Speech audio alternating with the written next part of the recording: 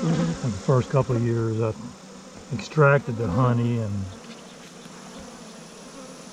see they've cleaned out some of these cells here. There's larvae, so the queen's laying here.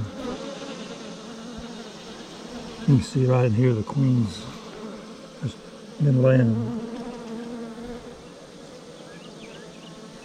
So that's good. They even cleaned out some space for her. Here's some larvae curled up right here. Right over here. It's good. So bees took her a while to whip them into shape to make some room for her.